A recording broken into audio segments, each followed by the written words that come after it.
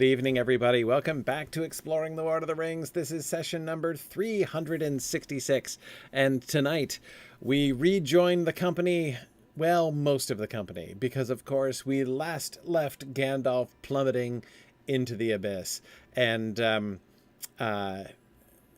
tonight, we pick up with the aftermath. Doom has fallen. Gandalf has fallen with his enemy into the abyss, spanned by Durin's Bridge. And now we will see what happens afterwards. But not only do we see what happens afterwards, what I'm going to be most interested to see is, to look at tonight, is what Tolkien does with his language and syntax. How does he handle this kind of transition? We just had this climactic fight. We had Gandalf confronting the Balrog. And now, all this, it quite suddenly, right? Not even, in a sense, not even climactically.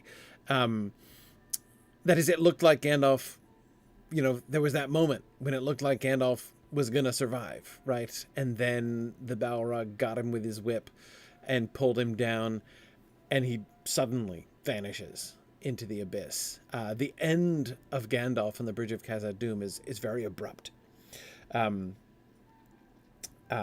And yes, Dark Satanic following Balrog will never see the whole company ever again. Absolutely. Now the tale of nine is over, basically. Yeah.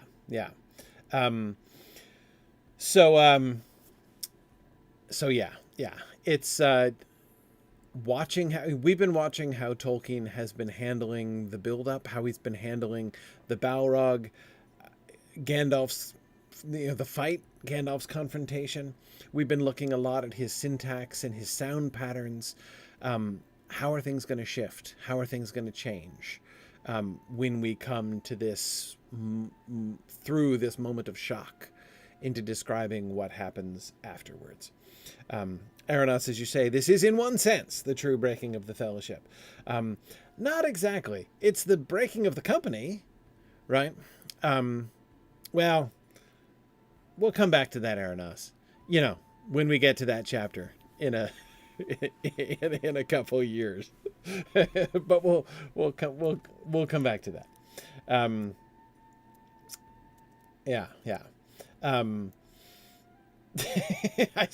Foolish Crayon says, in my headcanon, Boromir's Force Ghost attends the victory celebrations at the end of the story. Right, yeah, just like at the end of the Return of the Jedi. Right. Yeah.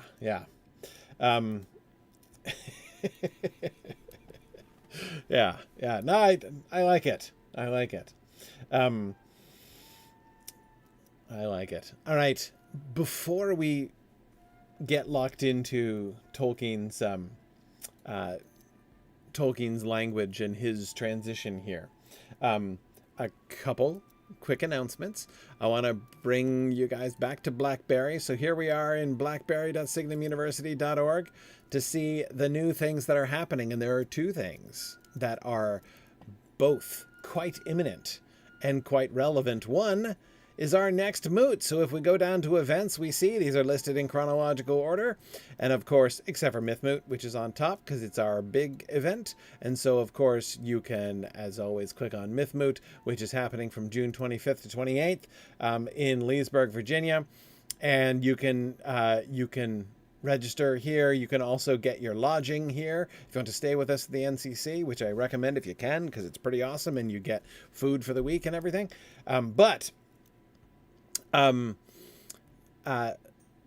And also don't forget, if you did early bird registration earlier and didn't do the lodging, you do need to get around to doing the lodging eventually. Don't forget that. So there's Mythmoot stuff, of course, but that's not the most immediate and most relevant thing. No, that is Sunshine Moot. Sunshine Moot 2026, because that is this weekend, March 7th. So this very Saturday is Sunshine Moot down in Orlando, Florida. And I am very excited to see folks again. Sunshine Moot has been an annual tradition now for some time. And I am always delighted to see folks down at Sunshine Moot again. So this coming Saturday, we're going to be having a great time. And so what we're going to do, actually, we're doing a really fun sort of immersive exercise and experiment this year called The Long Undoing on the Transmission of Oral History. We're going to be doing an exercise and experiment on the transmission of oral stories. It's going to be really, really fun. So this is going to be a kind of an unorthodox we're not just going to be, we're not going to be listening to, just listening to presentations and stuff like that. We're going to be doing this interactive, immersive exercise, and it's going to be great fun. So anyway, so that's what's happening at Sunshine Moot. And if you can't join us down in the sunshine, which I hope you can, but if you can't, you can join us remotely, of course, as you can with all of our moots. And you can participate with us and be involved in our discussions and our experimentations. So there we go. And people talking about how nice it would be to see sunshine. And I can, on the one hand, relate to that in the sense that we just got like another 6 inches of snow here this evening. But at the same time, I should also probably warn you that we have a multi-year tradition of it's raining every year at Sunshine Moot. I think we jinxed it by naming it Sunshine Moot. But anyway, we'll see. We'll see if that holds up this year or not. But I think the Sunshine Moot is the moot where I have gotten most drenched by rain on more than one occasion in the history of regional moots. Anyway. But it's going to be awesome. Sunshine Moot this coming weekend. Now, here's the other thing. And this one is almost as urgent and even more relevant to you guys. So you will remember that I have been talking about the trial run that we're going to do for discussion groups for Exploring the Lord of the Rings. If you want to get together and participate in a discussion group with other folks from the audience here, other listeners to Exploring the Lord of the Rings, you want to get together and have some discussion. You have some of your own thoughts that especially for folks who can't attend live and so don't have the opportunity to participate at all. There's a lot of thoughts that they have that they would love to get the chance to discuss. However, I want to announce that we're ready to do that. So that's going to start up in April. So let me show you, because it's right here and it's pretty new. So if you come to this section called Signum Partners, more on that in a second, and you click on Browse Offerings, and if I can successfully click, there we go. I can in fact click, and here it is. What we have here are 4 separate discussion sections for Exploring the Lord of the Rings. We have 3 of them that are officially scheduled. So you can see the days and times on which they're scheduled. You'll notice that they're scheduled at different times. There's one at 11 a.m. Eastern. There's another at 3 p.m. Eastern. There's another at 8 p.m. Eastern. And so those will be more or less accessible to people in very different time zones. So we've tried to spread those out a little bit. Yes, Jack is here. He's going to be our discussion leader for the first section here, for section 1. And all you got to do is just click on one of these buttons to enroll for free. Now, what about the 4th one? The 4th one, you'll notice there's no time and there's no discussion leader listed yet. The 4th is like the holding place. This is for people who can't make any of these, right? So if you can't make any of these, then you should enroll in the 4th one. If these times just aren't going to work for you, but you still would like to participate, then enroll in number 4, and our space folks will have a go at seeing if we can create a section that'll work for you guys.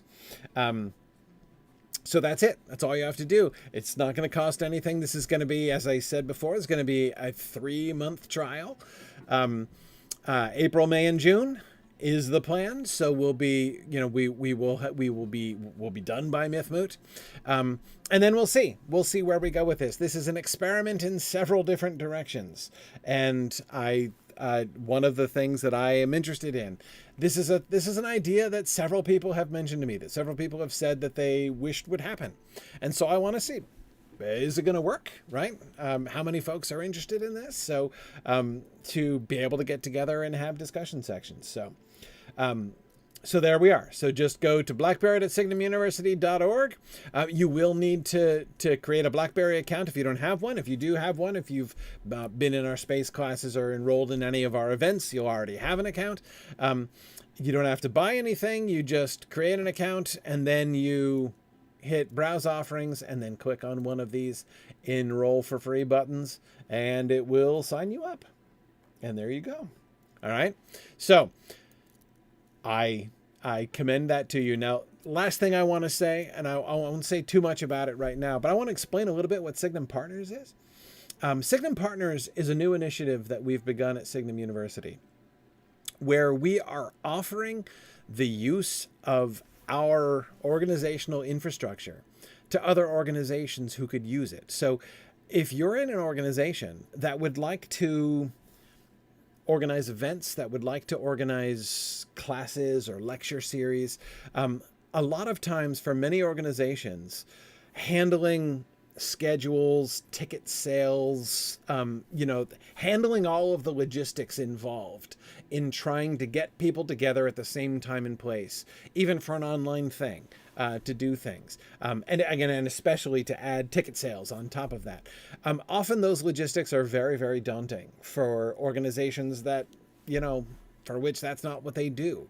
And yet the opportunity to do things like this, to be able to teach a little class series, to run a series of paid lectures, to raise money, for instance, or whatever, to hold a series of events. These are things that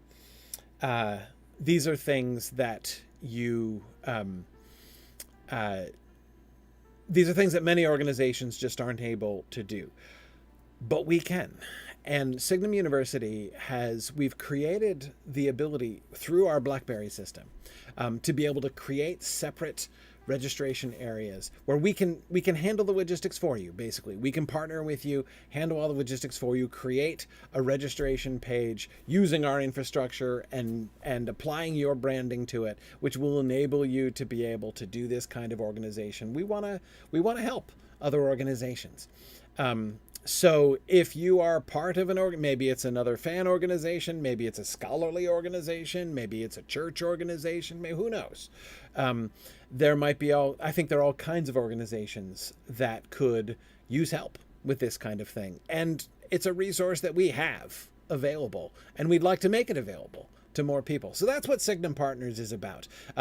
If you do happen to be involved in such an organization and are thinking that this sounds like something that would be really helpful for you, reach out to us. You could send an email initially just to info@signumu.org and let us know. Anyway, so that is,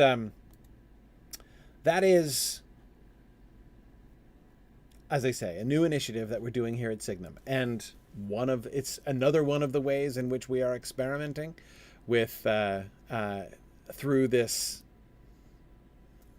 3-month trial for discussion groups for exploring the Lord of the Rings.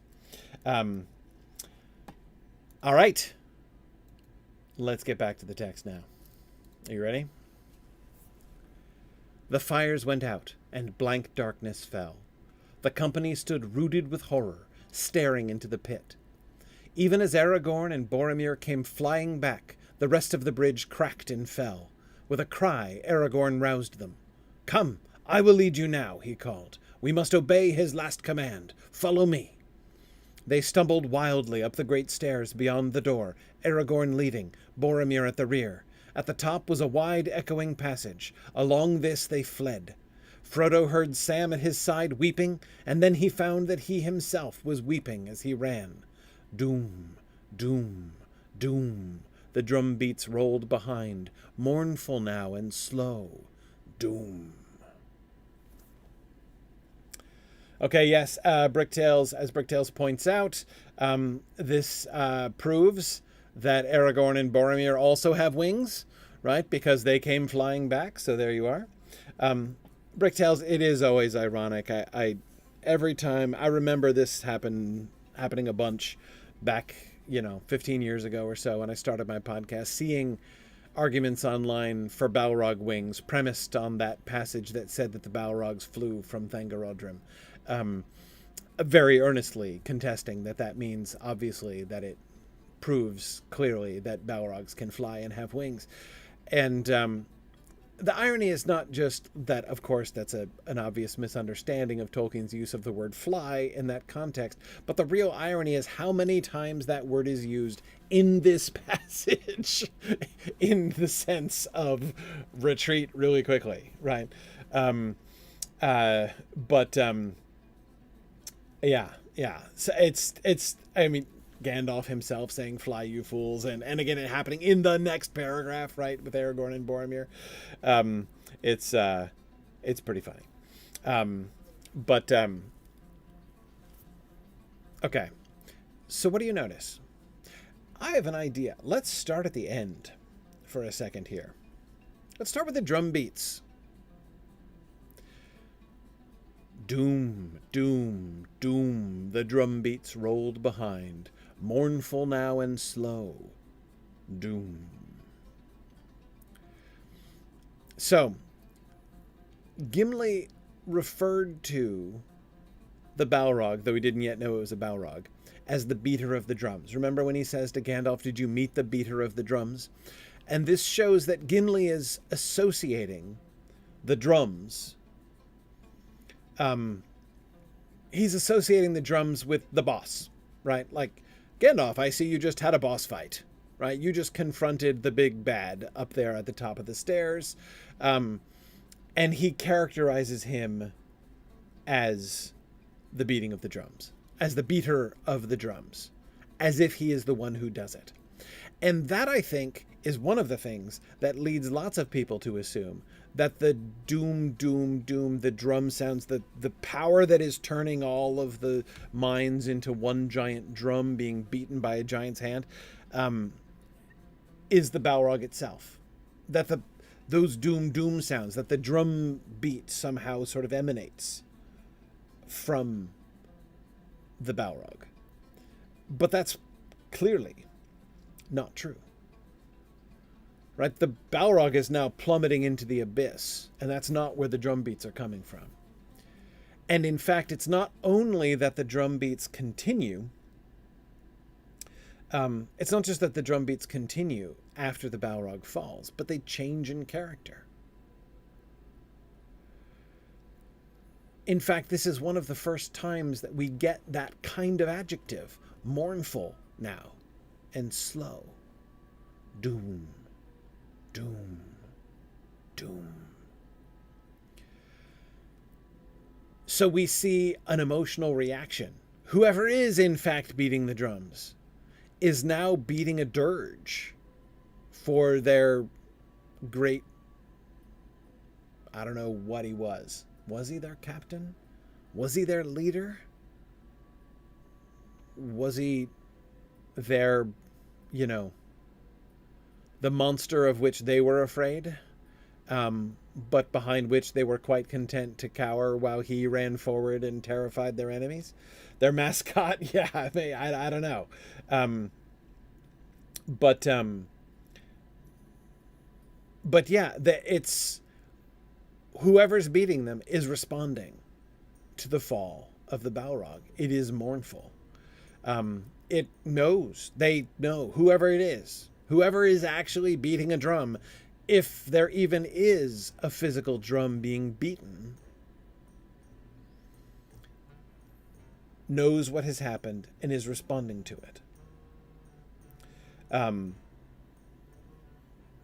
And yeah, Sharon, you're right. It is like the loss of their rancor. Yeah, something like that. Yeah.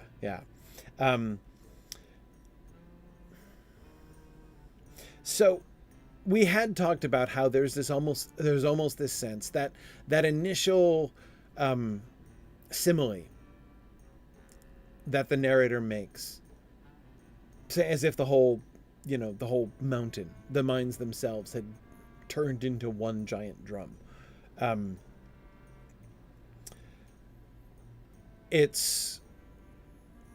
we were comparing it to like a heartbeat. I don't know how well that it's I find this hard to explain. I really do. Like, I don't understand about the drum. I don't really get it. Because I don't think that the mountain actually has a heartbeat that we can hear, or that the mountain in this sense is even paying attention. Like, I know the mountain is kind of alive. That is, we were interacting with Karathros before. And so there is a sort of a spiritual presence to the mountain. But the spiritual presence to the mountain doesn't have a heartbeat. Like, it's not literally a heartbeat, right? Like, there isn't a heart. Nor do I see much reason to think that the mountain itself is paying much attention to this. Like, Karathros objects, apparently, to them trying to cross over the mountains. But is there any evidence that the mountains are paying attention to what's going on deep inside? Okay, the Lonely Mountain had a heart, but it didn't beat, JJ. And it only had a heart in The Hobbit. And then we kind of forget it. We're invited to forget about the heart of the mountain in The Lord of the Rings, essentially. And here's the other thing. Remember that the first boom of the drum was the signal. Like, it was a prearranged signal. Prearranged with the orcs. They all responded. They all attacked when the drum beat went off. And again, like, is the presence, the spiritual presence of the mountain complicit on that level? That's really hard for me to imagine too. Nothing that we've saw about Karathros suggests that it is complicit with the orcs on that level.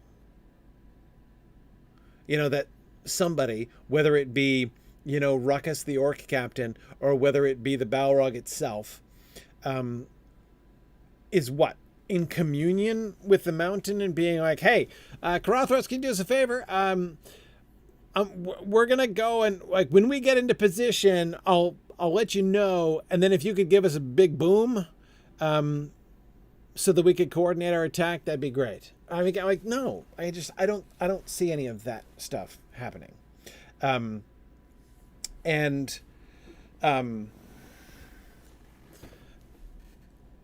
So yeah, so I can't imagine it's literally the mountain. Like, again, as a simile, like, to convey the experience of being within it. That's what it feels like, the whole mountain resonating. If it's not the mountain, then it would have to be something else. And the something else would either have to be beating a physical drum, or it would have to be not. Right? It would have to be just some kind of manifestation of power. That was manifesting itself in the form of what sound like drum beats.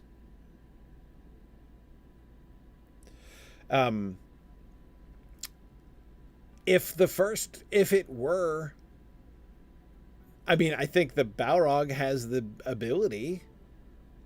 I mean, if he can make his shadow rear up, like dozens or hundreds of feet high and spread its wings of shadow across the room, then it presumably could make a drum beat sound if it wanted to. But it's clearly not. Like I don't think that. I doubt that mournful describes the state of mind, the current state of mind of the Balrog while he's plummeting in the abyss. Right? I don't think that's where. I don't think that's the headspace that the Balrog is in while he's in mid-flight.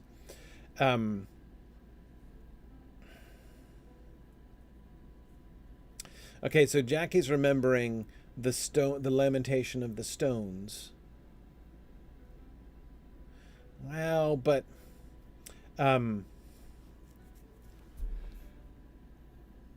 yeah. But that's like the spirits in the stones. And those stones are the stones of the towers. Not anyway. Yeah, I don't know.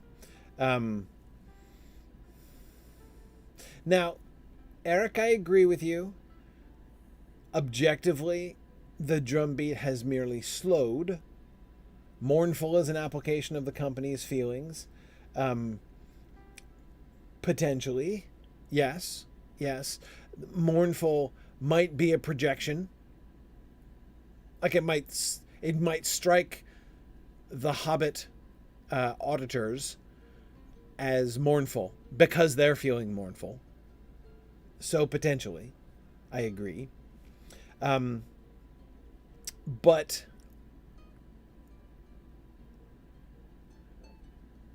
yeah. Anyway, I still don't see if the doom comes from the Balrog, I still don't see the Balrog dooming slowly as it plummets. Like it, that doesn't seem to be the time to slow down your pace necessarily. So yeah, I don't think it's the Balrog. The alternative, of course, is that it is in fact a physical drum. That there is in fact some ginormous drum or multiple ginormous drums that are being beaten by like a troll with an enormous mallet or whatever. And that it is positioned in such a place that it can be heard, that it will, where they know that it will echo through lots, right? I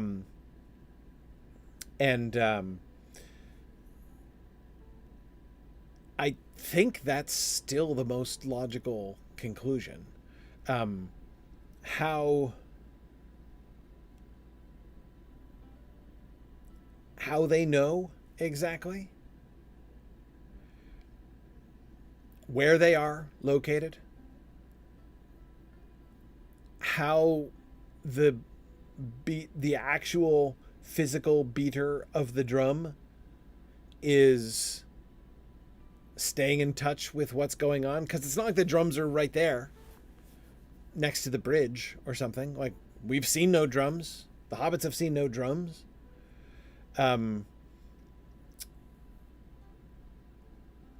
yet there would have to be some kind of communication, right? I mean, if there's a troll or an enormous orc, with a huge padded mallet, whamming on an enormous drum at some resonant spot, how does that person holding the giant mallet know that the Balrog fell?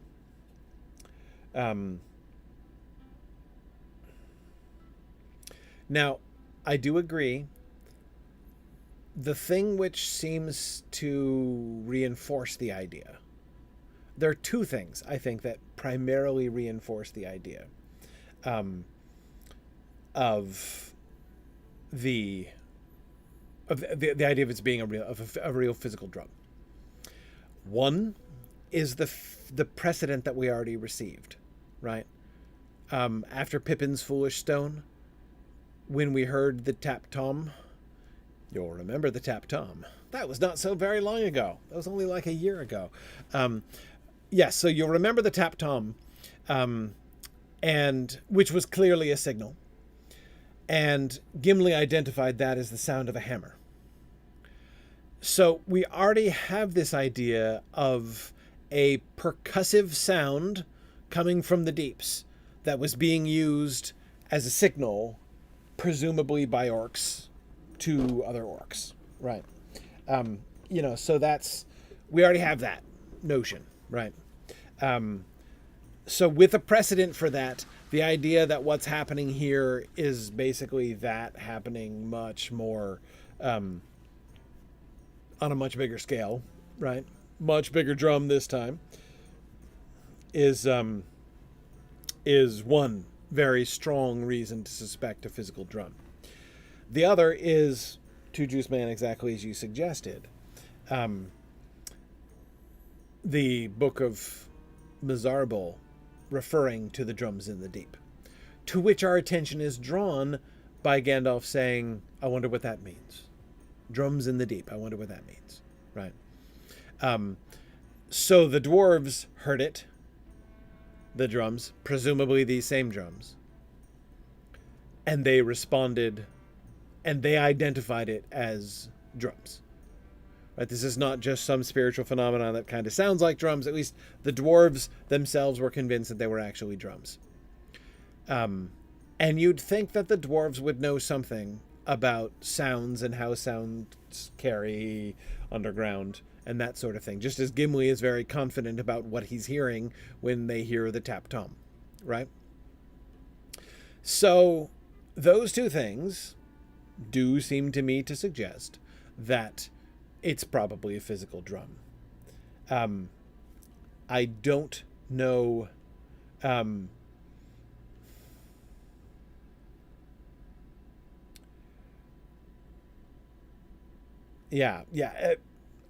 Aru, you're right. We're not told. There's no reference to the Balrog in the Book of Mizarble.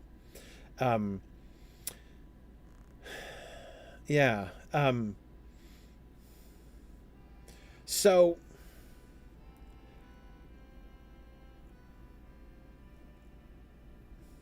interesting. So Doomaluk says, I actually have a theory that the drums in the Book of Mizarble also signify the advent of the Balrog, who came to root out the dwarves after their resistance, hence the mostly undisturbed remains that the company finds.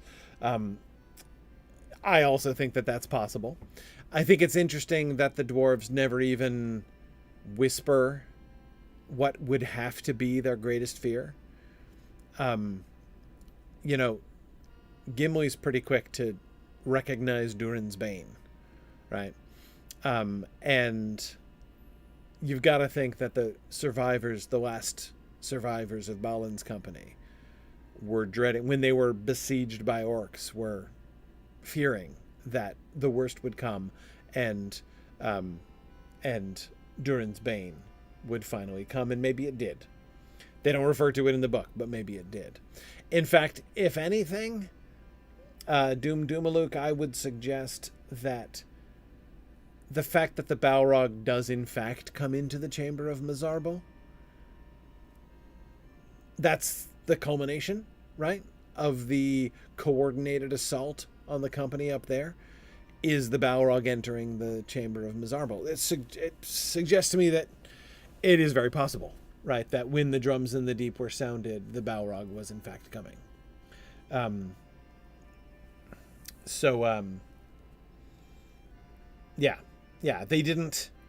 They didn't speak their fear, right? So it didn't get mentioned in the book, but I agree that it is definitely possible.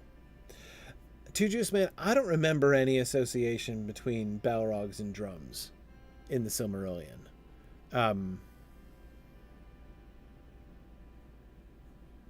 The Balrogs in the Silmarillion are mostly involved in open battles. The Balrog that Glorfindel fights is like one of the only. I mean, that's like a Balrog that fought from ambush, essentially.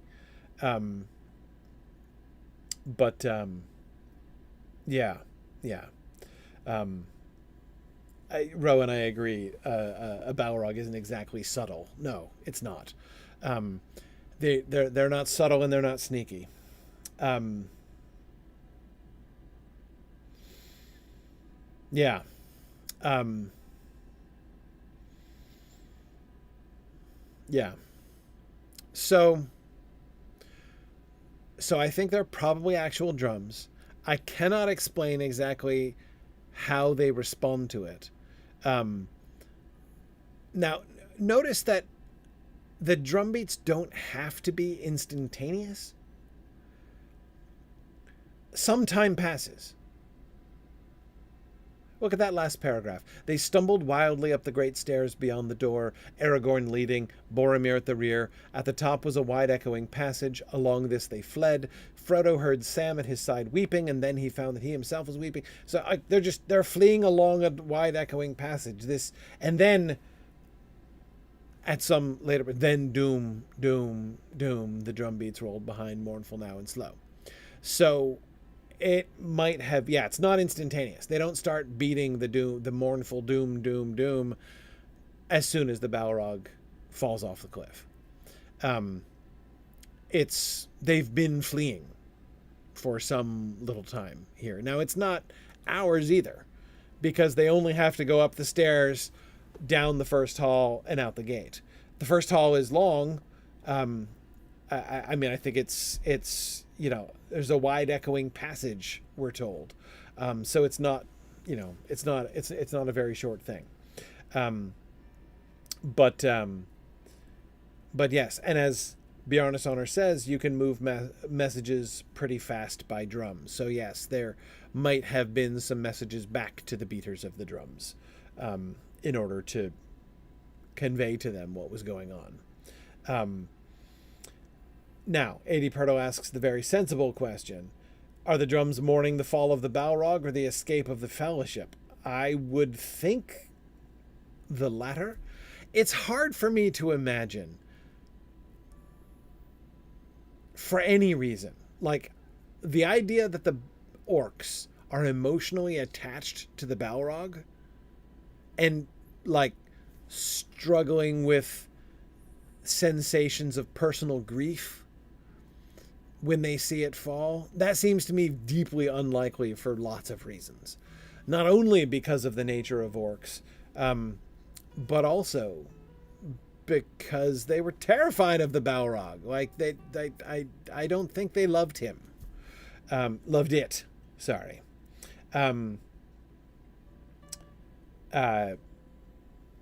JJ, we don't know where the beaters of the drum are. All we know is that they weren't in the room, the big drums that are doing all the resonating.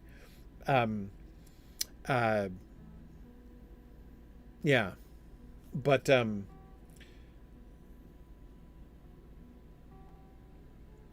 yeah. Anyway, all we know is that they're not described, and also they've been ranging for a long ways. There's no real reason to suspect that they're based in the second hall where they were.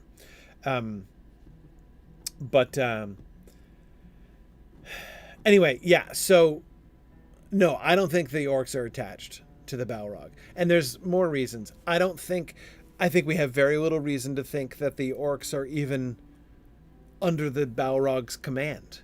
I don't think they are. Remember, we know for a fact where the orcs came from when they invaded and defeated the Balin's company just a few years ago. They came in from outside. They came from Dol Guldur. They came through the outer gates, not up from underneath. Remember, we talked about that quite a bit. These are orcs under Sauron's command, not just orcs under the Balrog's command. And I don't see any reason to believe that the orcs follow the command of the Balrog. They get out of its way. We see them doing that a couple times. But again, I don't think... Is it possible to... Yes, it's possible to imagine.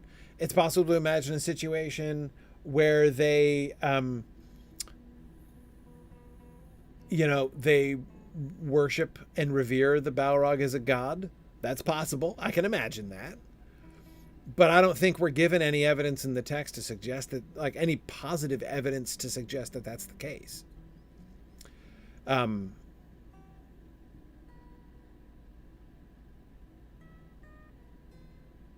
Yeah. Yeah.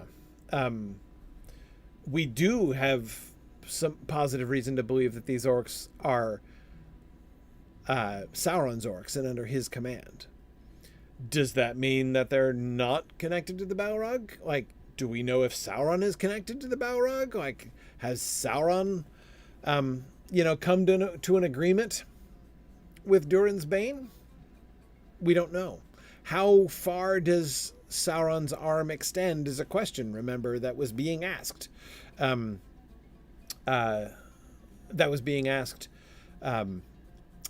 Just a few slides ago.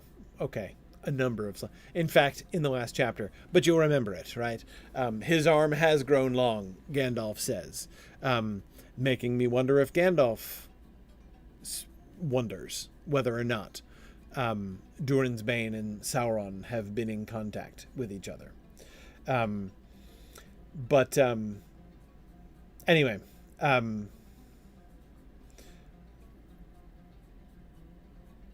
So yeah, is the Balrog even asking for their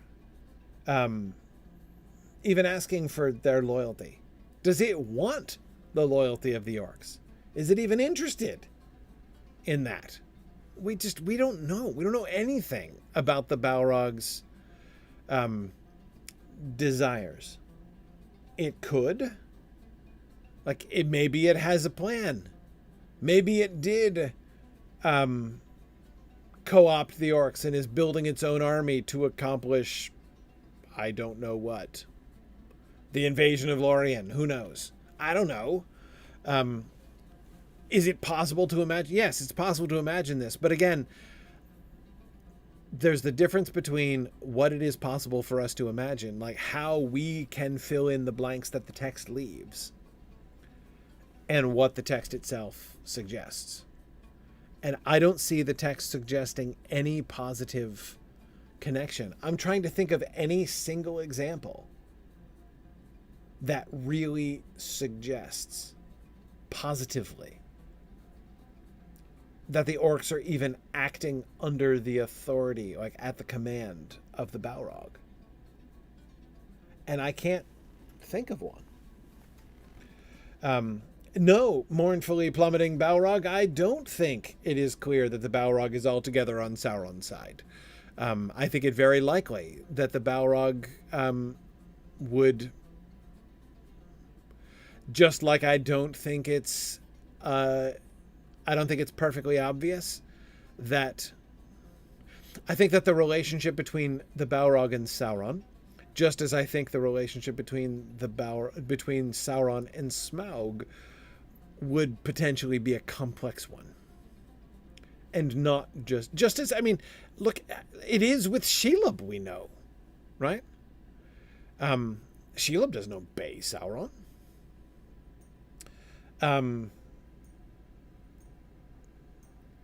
Anyway, so yeah. And again, and think of how little we know about the Balrog. We know that it has nostrils and feet and hands and a mane. We don't know if it has plans and designs. We don't know if it's trying to build an empire. We don't know if it wants orcs to worship it. We don't know if it cares that it had to have orcs. And maybe it's annoyed by the orcs. Maybe it kills orcs for fun because they annoy it.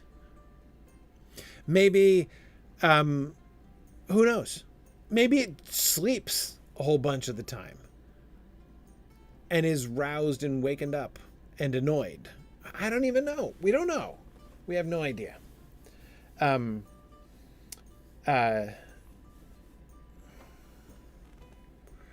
So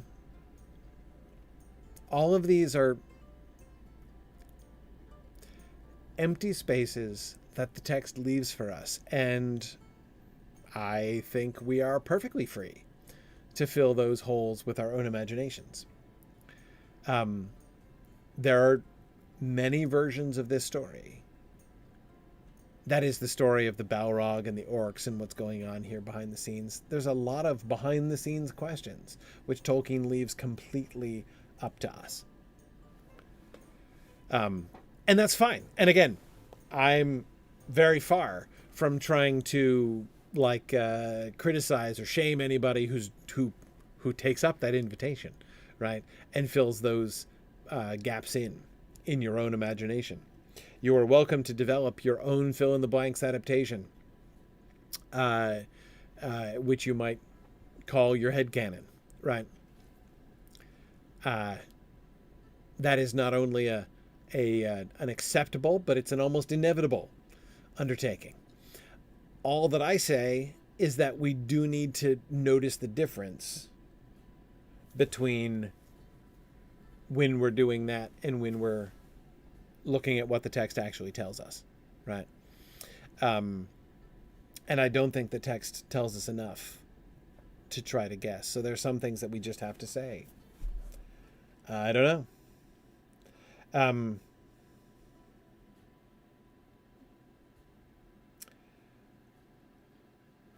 So Aru is asking, okay, going back a couple slides. The dark figure streaming with fire raced towards them. The orcs yelled and poured over the stone gangways. No, that doesn't necessarily suggest a relationship to me. The orcs are pursuing them. That the orcs want to kill them is clear. What the orcs actually do is first get out of the way of the Balrog, and then they're planning to come after them. This includes trolls coming with the slabs of stone, the gangways, right, over the chasm. And remember, they do that before the Balrog comes. The first thing that happens is the trolls come out and put the gangways down. But then instead of going, the orcs hold back because the Balrog has come and they're terrified of it, right? So they pull back and we'll let him go first. And they let him go first. And then they chase after. And that does not suggest to me, necessarily, an obvious relationship between them.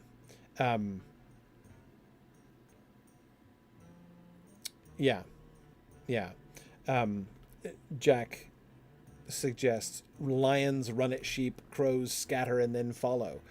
Very possibly. Very possibly something like that. Or like the fish that follow with sharks, as Aranas says. They're very willing to let the Balrog go first. In fact, they are very unwilling to be between the Balrog and where the Balrog is headed, right? But I don't see any... Again, is that description of their actions, is it consistent with the Balrog commanding them? Potentially. But being consistent with that idea is not the same thing, I think, as suggesting it. And I'm not even 100% convinced that it's completely consistent with it. I would think if the Balrog were the Balrog seems to interrupt them, the orcs. Right? I mean, they're coming. They're frustrated and vainly shooting their arrows from across the chasm. Then whoever, one of Ruckus's colleagues gets some trolls together, right? Let's bring some stone gangways. Because apparently the Balrog has made a devilry here and opened up this fire chasm, which we didn't know. And now we've got to cross it. So somebody over there in the orc group, does some problem solving and some, on the fly, engineering, arranges for some gangways, puts them down so that the orcs can continue. And then in the middle of this operation, the Balrog shows up, interrupting the operation. And they only then pour over the gangway after the Balrog has gone by, right? As if they were potential, and that does seem to me consistent with the idea of the orcs being more like scavengers here than like servants necessarily. Yeah, yeah. So, anyway, I'm not. I guess I'm a little bit. I'm a little skeptical.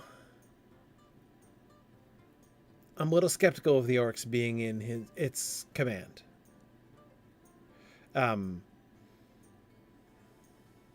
The other thing that strikes me again is the absence of the Balrog in the Book of Mizarble.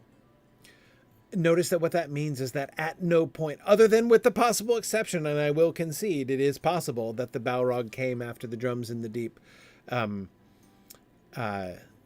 last time with Balin's company. But at no point prior to that was there any rumor of Durin's Bane. At least not according to the book.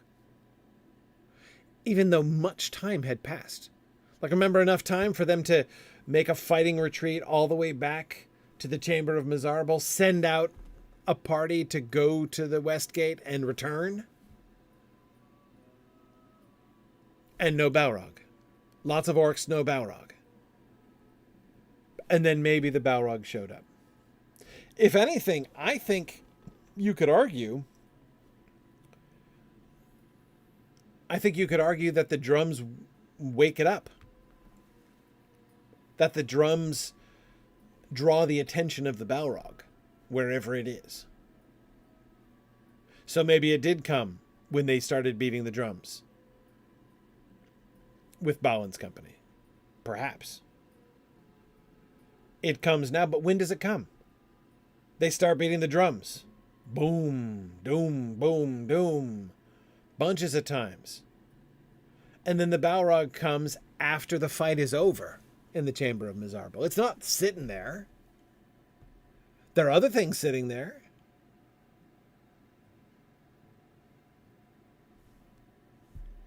Like, the orc captains and remember the other voices that they're hearing and everything.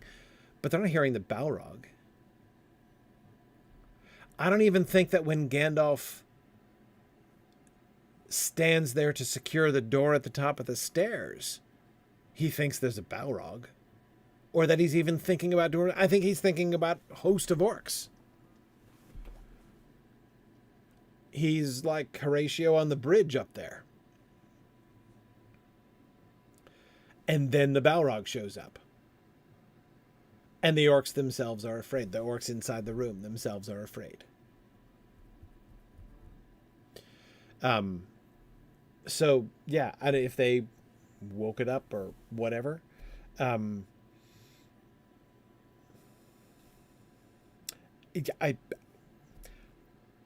think, again, I don't know. We're not told any of this stuff. But I think it's entirely possible. I will say that I think what we're told is consistent with the idea that it was the beating of the drums that awoke the Balrog. Yeah. I think that works. I can't remember anything in the text, either here or in the Book of Mizarble, that is inconsistent with that idea.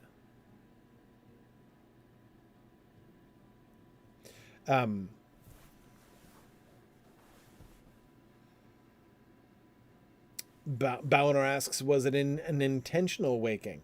That, I think, is very...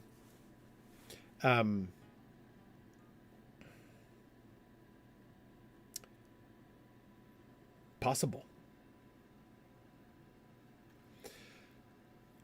Do they think they might need backup, the orcs? Can they sense something? What do they sense? What do orcs sense when they get near Gandalf? Even now, like while he's still the Grey. Can they sense the ring? Remember the orcs? Remember ahead to the orcs on the stairs of the Tower of Cirith Ungol with Sam? Right? I mean, it's different. That's in Mordor already, across the border, and, things have changed a bit by that point. But yeah, I agree, Doomaluk, that it's a way different ring situation. Yeah. Tom suggests that waking up the Balrog on purpose is kind of like starting a nuclear war. Yes. If I were the Orcs, I'd be a little I'd think twice before pulling that particular maneuver.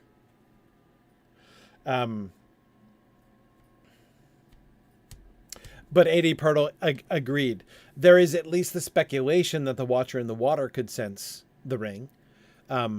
There seems to be, there's the implication, at least, that it is not a coincidence that it grabbed Frodo first. So why not the Orcs? Possibly.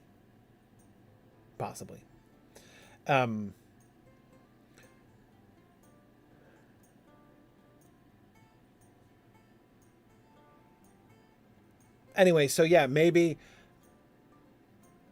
the Orcs are... So I don't think, by the way, that the Balrog is roused by Pippin's stone. I really don't. I don't think that Tap Tom Tap Tom is going to be the Balrog's response to having like a rock dropped on its head down the well. Like I really don't think so. As Eric says, he'd never get any sleep if a little pebble can wake him up. Yeah.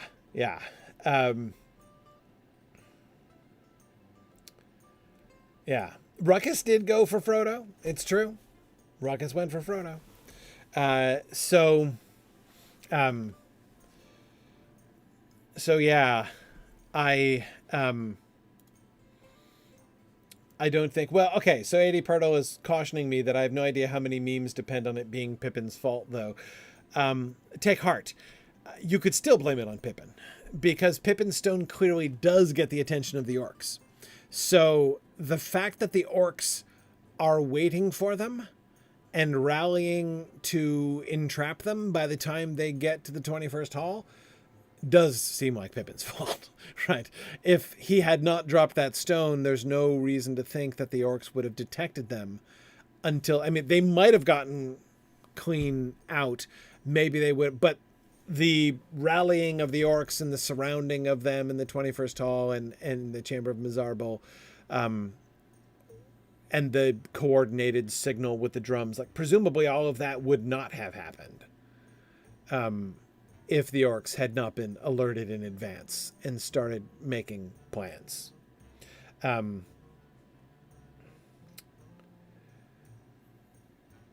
So you can still... And then if they beat the drums to coordinate and that woke up the Balrog, then there you go. Still all Pippin's fault. But, yeah.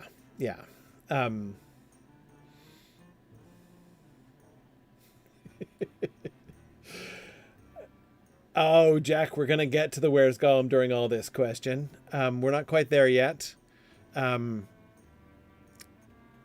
Let's wait till we meet Gollum again at the beginning of the next chapter, and then we'll address the Gollum question then. But yeah.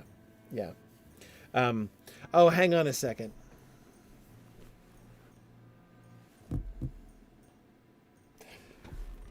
I just realized I'm at risk of breaking my promise.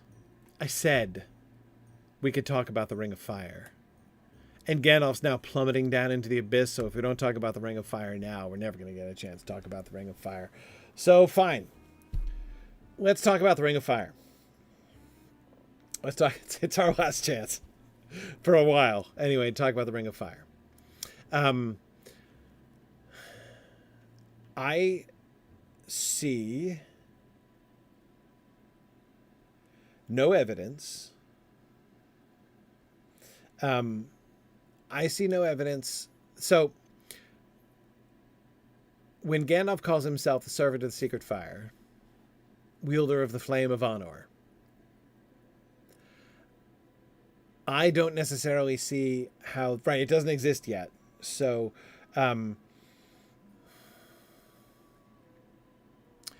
what we're gonna be told about the chief power of the Ring of Fire, of Narya, is that it is for kindling hope. It is for kindling hope in the hearts of people. And Círdan is like, yeah, I'm kind of sedentary over here. I'm not really doing much good with this.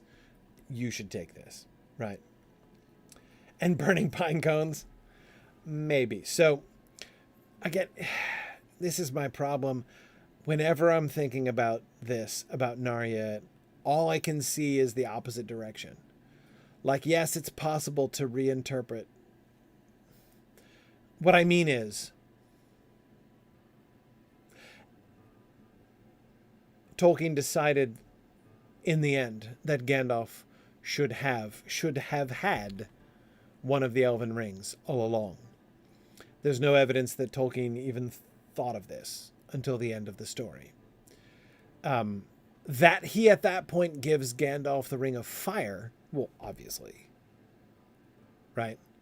Like, if you're gonna choose at that point, if you've decided at the end of the narrative that you're going to give Gandalf one of the Elven Rings, and you're asking yourself, should I give to Gandalf the Ring of Fire, the Ring of Air, or the Ring of Water? The answer is pretty obvious to all of us, isn't it? Right? Of course you give Gandalf the Ring of Fire. Because the retcon writes itself, right? Gandalf's been associated with fire from The Hobbit. From the reference to the fireworks at the old Took's birthday party back in chapter 1 of The Hobbit. And of course, the pine cones. And if, one of the three great elven rings is not well utilized by setting fire to pine cones to throw at wargs, I don't know what is a better use for them. So yes, Gandalf is obviously associated with fire. In the not only in the all the way back through into The Hobbit, but then again repeatedly in Lord of the Rings. Lightning also. Lightning is the secondary thing that's associated with Gandalf. Gandalf can make lightning flashes with his wand/staff.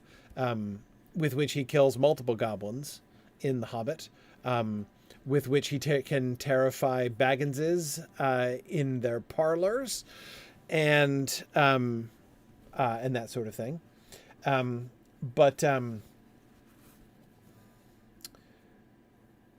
But yeah, so he. But no, Johannes, the ring doesn't seem, in what we're told of it. In what we're told of it at the end, no, it doesn't have anything to do with literal fire.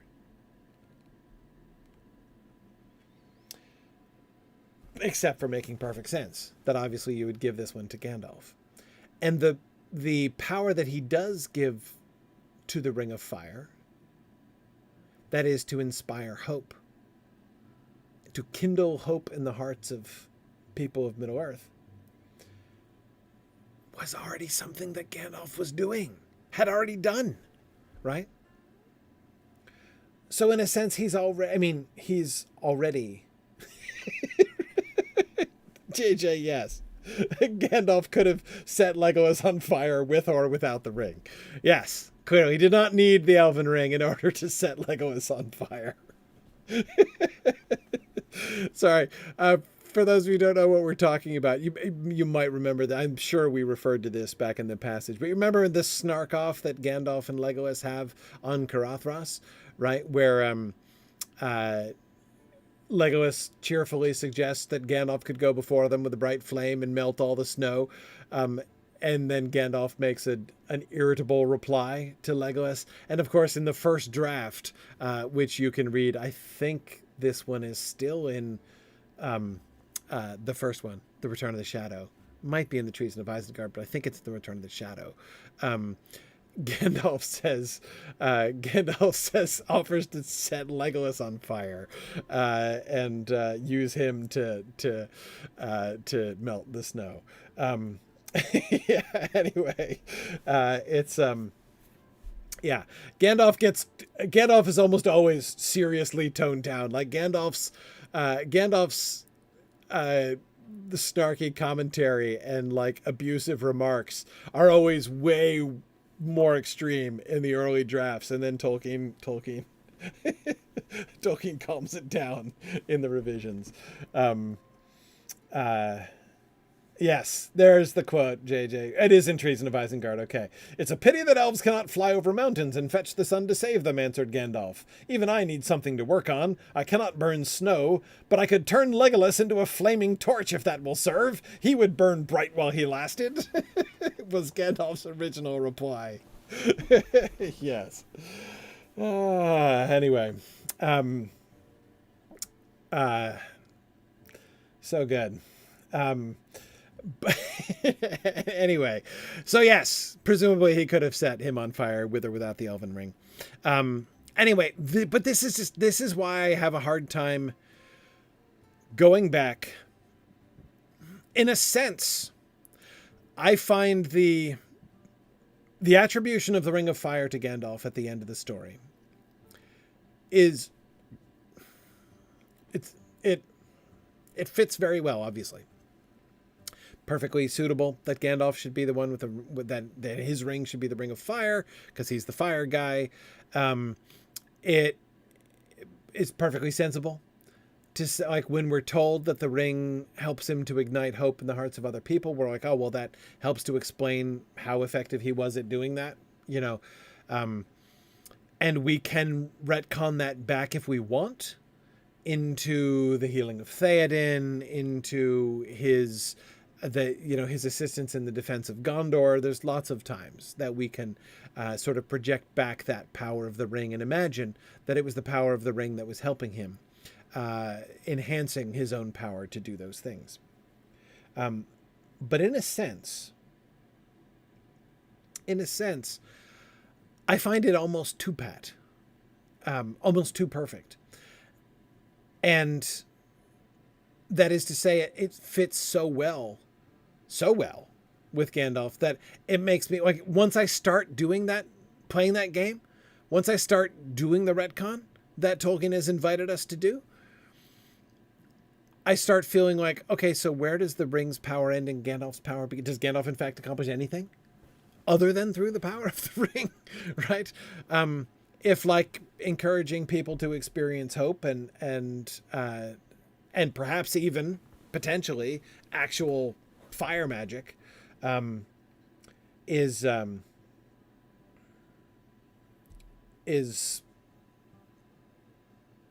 part of the ring's power, then what could Gandalf do on his own?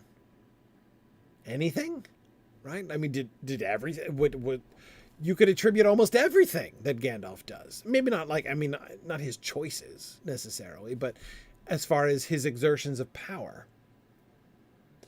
And so that's where I find that retcon game a stumbling block in some ways. It's one of the other reasons I'm a little resistant to playing it. But I have a hard time thinking, even if I am doing the retcon thing, and I'm now imagining Gandalf on the Bridge of Khazad-dûm saying what he says to the Balrog with the ring with Narya on his hand, I have a hard time thinking that that's what he's referring to when he says wielder of the flame of Anor. Maybe. I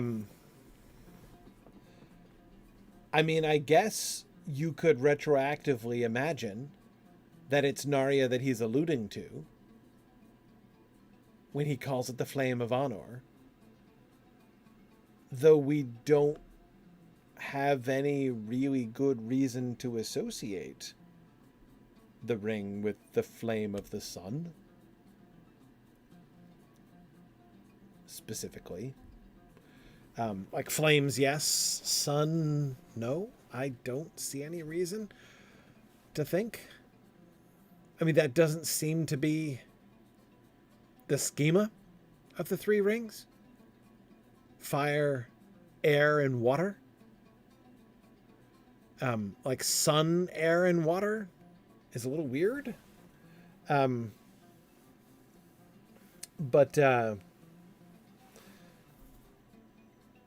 yeah.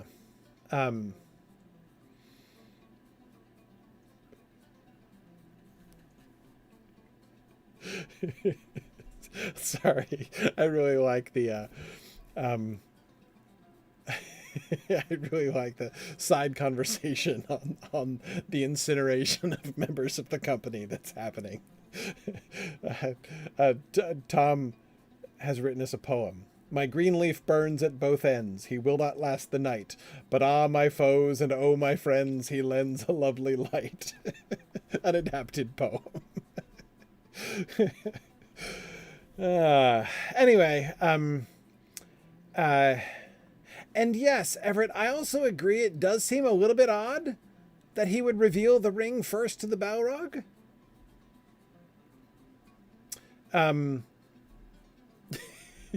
Yeah, like it's like, why would he out the ring? Even, I mean, in doing this, like, why would he do that? So yeah, I mean, it's possible. Again, one can do it. And of course, it's not hard to say that Gandalf keeps hope alive through his own sacrifice by standing up to the Balrog, and ultimately casting the Balrog into the abyss.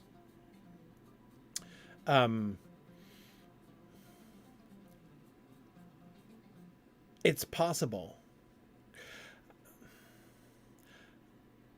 I have never myself felt that piece of retcon illumines anything in particular. Like, it doesn't, to me, I have never felt that it adds anything. I mean, you guys might think differently, and I'm willing to be convinced. But I don't feel that it gives us anything more. You know what I mean? And yes, Jackie, air, fire, and water is like the Silmarils, except there's the fire and earth one, or right, like with Mithros kind of doubles up. The fiery pit is kind of cheating. Right, the third Silmaril is in fire and earth, right? Yeah.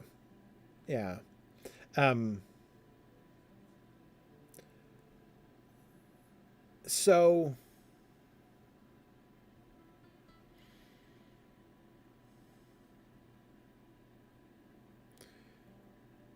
I think that you can make this moment. So there are two different directions from which we can think about the role of the ring here, of Gandalf's ring. We'll see if you see what I mean by the directions of it. One direction is into this chapter, right? Like, how does the knowledge that Gandalf has the Ring of Fire impact our reading of this chapter? And I don't feel that it does. Like, I don't feel that it adds much. The other direction in which we can take it is from this chapter out to the concept of Gandalf having the ring, right? When we look back at the end, in the moment when we are invited to look back and realize that Gandalf had the Elven Ring of Fire all along, does this chapter add cool stuff to that realization, to that story? And that I'm much more willing to buy.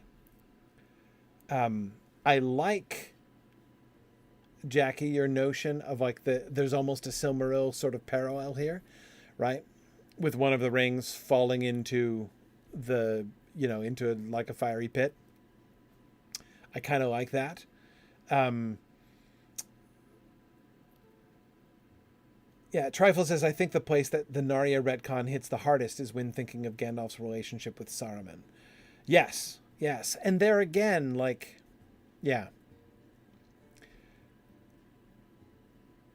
I enjoy the retcon from the vantage point at which we're given it, basically. I think it is fun to think back and to think of Gandalf's story, to rethink Gandalf's story.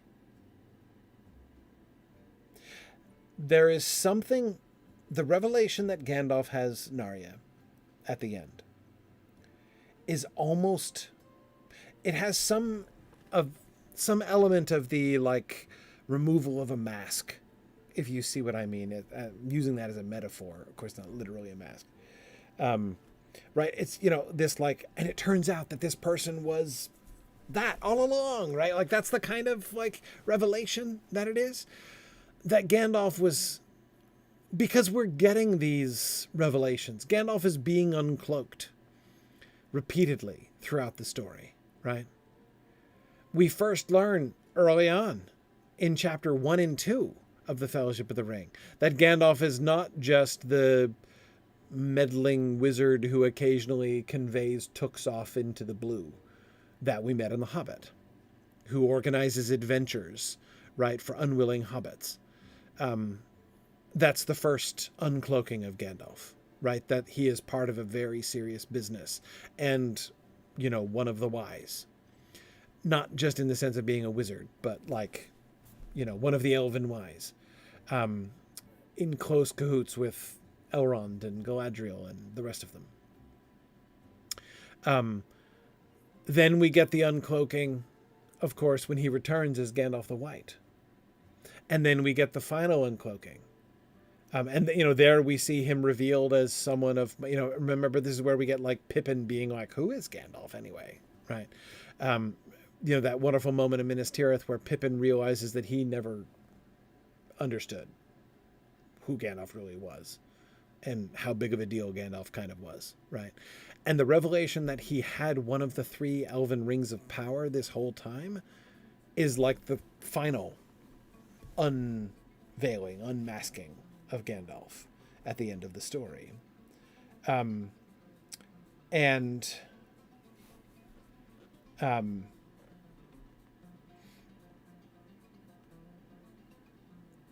So that's what I find cool about that. That's why I tend to not think about it much earlier on, like at this point. Like as you know, I tend to be resistant to that.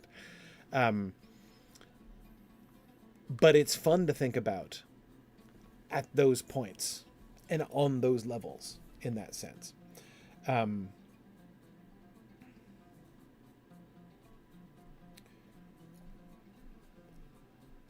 Yeah.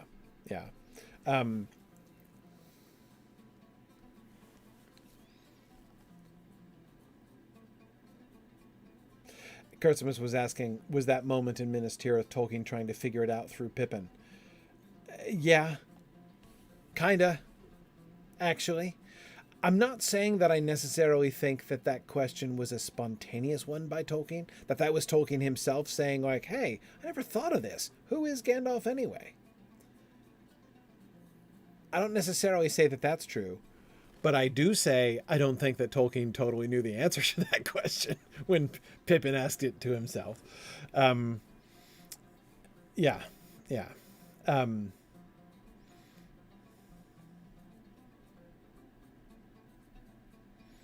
Yeah. So anyway,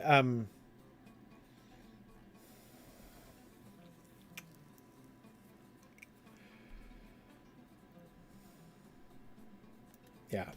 Who is Gandalf anyway? I must find out. Yeah. Well, and he clearly didn't find out until later. You know, until the material that gets assembled by Christopher and presented in the chapter called The Astari in Unfinished Tales. Which, okay, I'm not going to complain. It's always, like, ungrateful to complain about Christopher. We've been talking about this, though. On Wednesday nights, I'm doing the discussion of the peoples of Middle Earth, and we've been talking about Unfinished Tales recently because we're reading the late writings of Tolkien now in Peoples of Middle Earth, and so we're talking about those marvelous, wandering, digressive, vaguely philological essays that Tolkien wrote at the end of his life, in the last few years of his life. And a lot of the material in Unfinished Tales is extracted from there and kind of removed from, recontextualized, let me just say, recontextualized in Unfinished Tales, in ways that I think are, in some ways, a little bit misleading. But anyway, that's it. I'm not going to complain. I'm not going to complain about Christopher's work, for sure. Yeah. Anyway,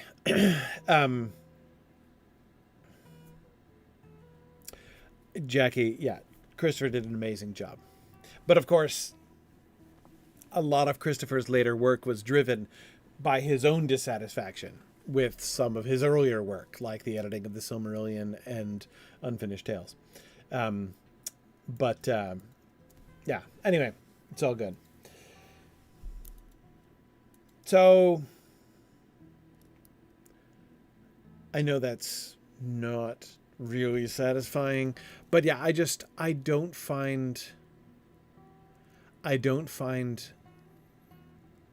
my view of the confrontation on the Bridge of Khazad-dûm deeply enriched by the addition of the Ring of Fire.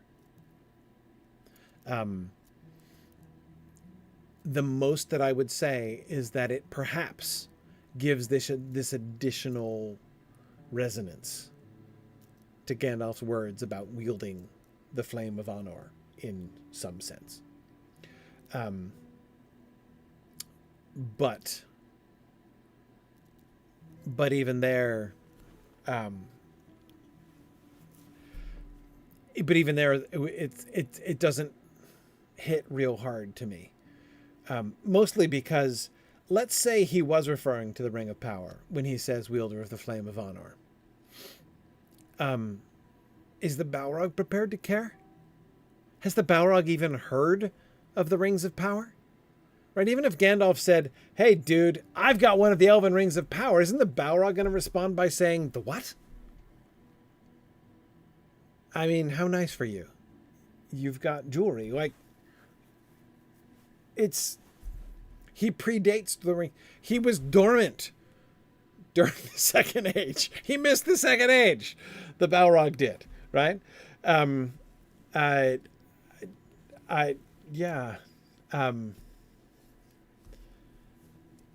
So yeah, it doesn't seem to me to do all that very much.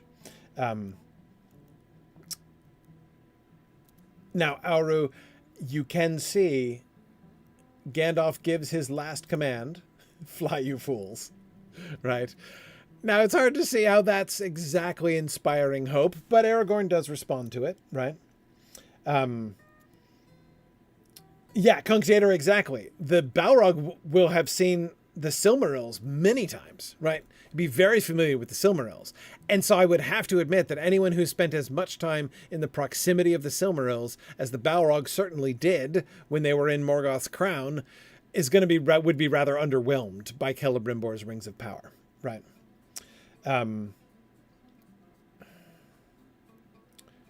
So yeah, I just, even there, I can't see it as a big brag in the face of a Balrog necessarily. Sorry, I'm not trying to diss Celebrimbor. I'm just saying, come on, Celebrimbor would agree, right? That the Elven Rings of Power aren't as great as the Silmarils. Like, come on.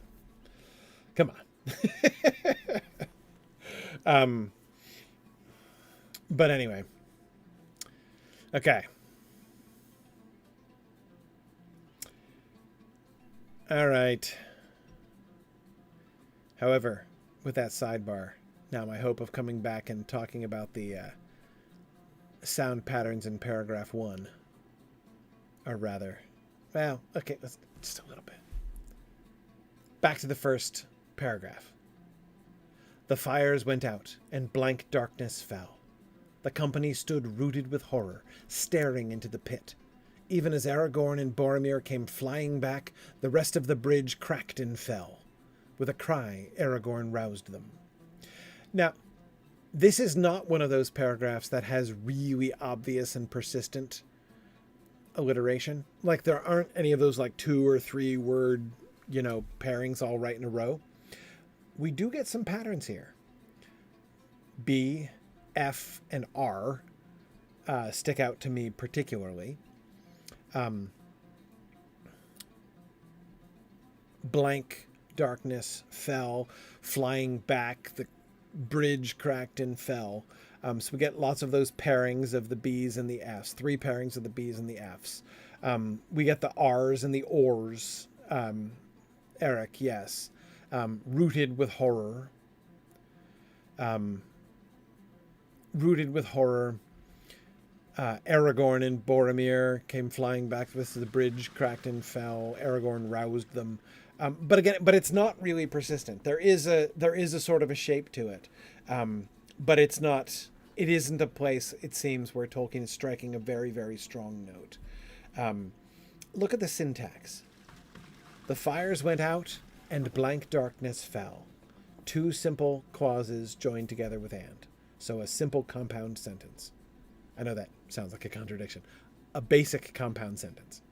The company stood rooted with horror, staring into the pit. Even as Aragorn and Boromir came flying back, the rest of the bridge cracked and fell. With a cry, Aragorn roused them.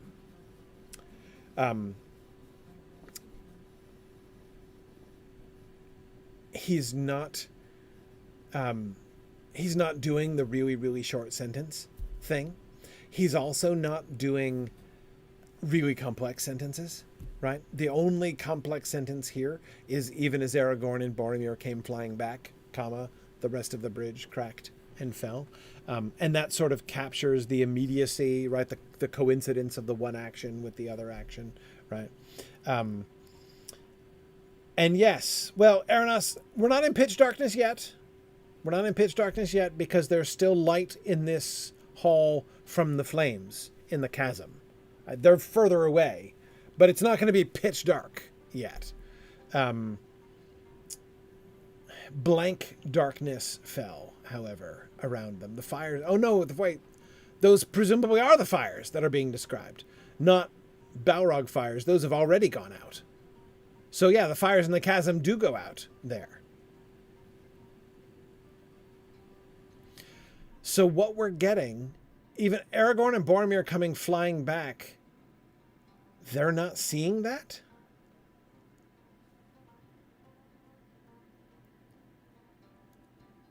The hobbits, I mean.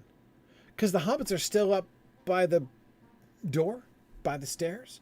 They would see the bridge cracking. It is an audible sound that is being described.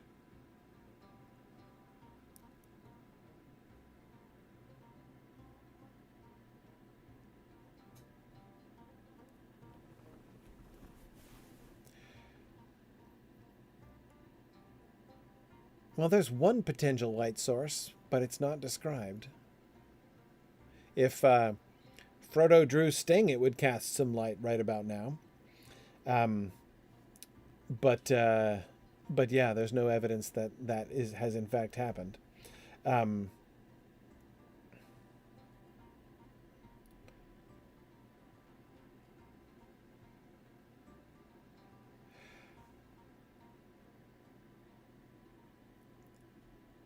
You know what I think here?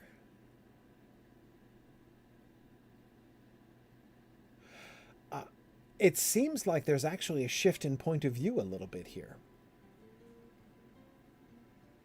That is a shift to Aragorn's point of view. With a cry, Aragorn roused them. The perspective of that. No, I don't think it's light from the exit door. The exit door is still a ways away, all the way across the first hall. Come, I will lead you now, he called. We must obey his last command. Follow me. They stumbled wildly up the great stairs beyond the door, Aragorn leading, Boromir at the rear. At the top was a wide, echoing passage. Along this they fled. Now, Gandalf did tell them that it was just up the stairs and then straight on. We are getting only sound indicators. Echoing. They can tell the passage is wide because of the echoes. And they're fleeing along the passage. And then it's what Frodo hears. Frodo heard Sam at his side weeping, and then he found that he himself was weeping as he ran. I love that sentence. Frodo hearing Sam's weeping is what makes him realize that he is weeping himself.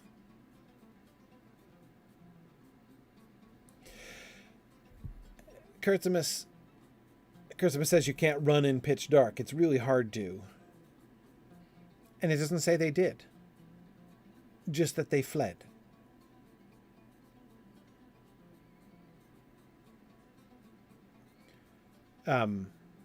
Fleeing speeds may vary.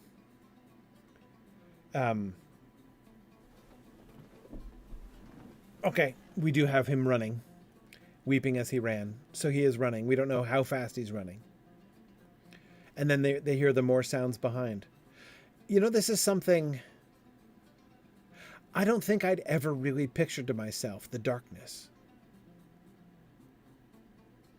The scene begins with the fires went out and blank darkness fell. By the way, here's more evidence that the drums are not the power of the Balrog. Because the fires were a devilry. The fires were the power of the Balrog. Were made by the power of the Balrog. That's why Gandalf called it a devilry. And as soon as the Balrog falls into the abyss, the fires go out. That is to say, the power of the influence of the Balrog's power in that hall stops at that point. But the drum beats keep going. Right.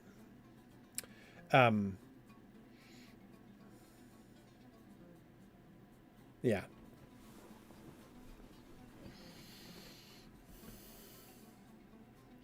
But yeah, notice how he cues all of this with auditory things. The bridge cracked. With a cry, Aragorn roused. We just hear Aragorn's voice calling. They're stumbling up the stairs.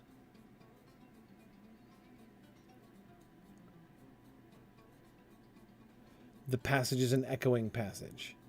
Frodo hears and doesn't see Sam at his side weeping, and then they hear the drums.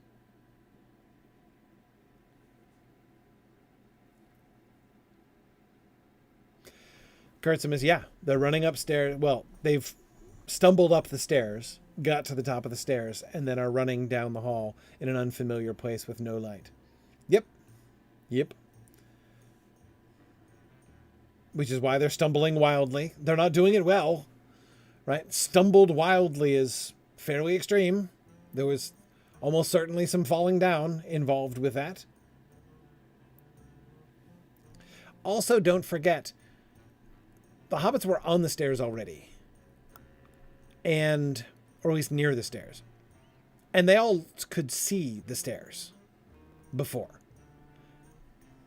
Also, Gandalf told them what to expect, that the hall was straight. So them running in the dark so they stumble up the stairs in the dark wildly, and then they're sprinting along as much as they can sprint. They're running. Anyway, Frodo is running. I doubt Aragorn and Boromir are sprinting. But the hobbits are running. And this is faith in Gandalf's last command. Gandalf told them, go up those stairs and go straight through the gates and out.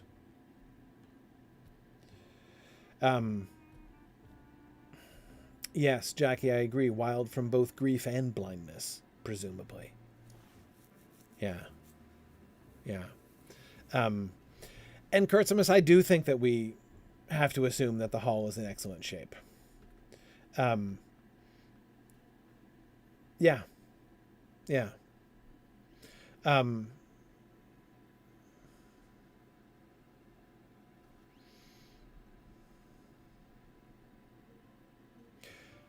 Aragorn is saying, "Follow me." The hobbits are being herded, with Aragorn in the front and Boromir at the back.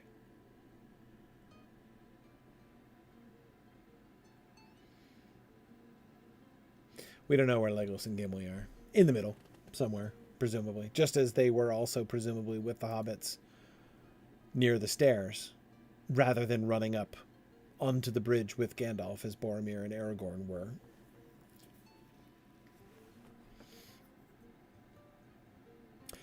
Notice Aragorn and Boromir working together here.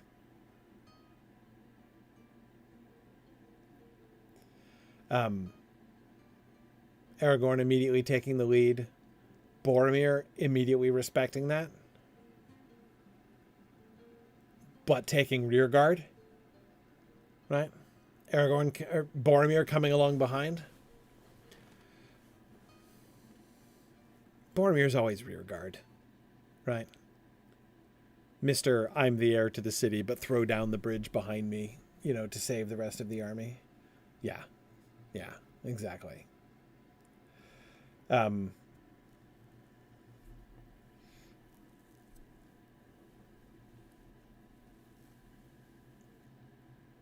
Yeah. With Trifle, I agree. Aragorn was in rear guard before. When they were marching, when they were following Gandalf's will-o'-the-wisp staff, remember? It was Aragorn who was at the very back before. It seems that Boromir, that rear guard, rear guard sounds like where the second in command goes, right?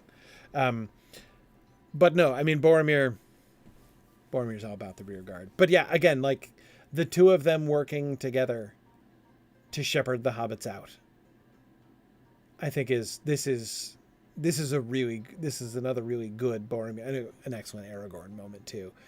Aragorn and Boromir having just escaped from falling into the abyss themselves.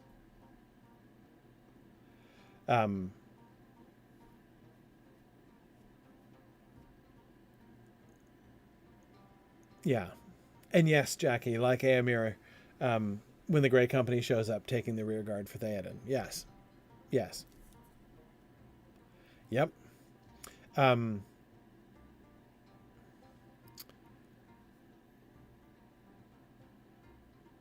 Aragorn's words. Come, I will lead you now. We must obey his last command. Follow me. He begins and ends his statement with a total assertion of command. Come, follow me. I will lead you now. And in the middle, backs it up with, we must obey his last command. Just in case his own authority is insufficient to get them to move, he appeals to them with Gandalf's words.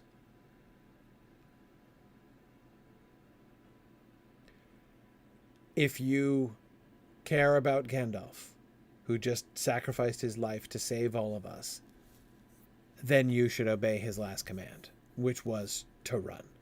Let's do that now.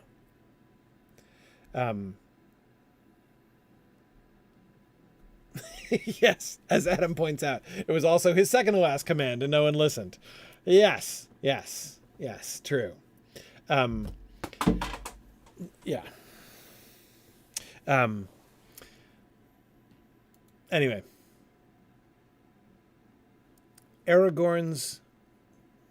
This whole sequence for Aragorn and Boromir is remarkable. The realization of what Gandalf is doing, the courage to run towards the charging Balrog and yell their battle cry challenges to it. To then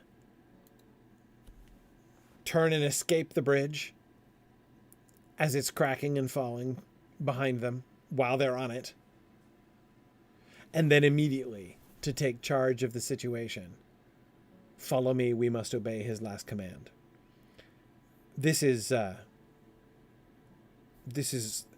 good stuff. And then to run away from the bridge in good order. Yeah, absolutely. This for both of them. This is epic stuff. They're both very, very good captains. Yeah. And the thing that I find most heartwarming of all is their coordination. Like the harmony in which they immediately work. Aragorn speaks up first. Boromir doesn't. Boromir's though he's not going to contest it. He immediately responds. And immediately falls into supporting Aragorn. He said, follow me, so I'm going to take rear guard. We don't even need to talk about it. Right? I'm putting myself between, the little folk and the orcs. Oh, wait. Yeah. Mm-hmm. It's kind of a thing that he does.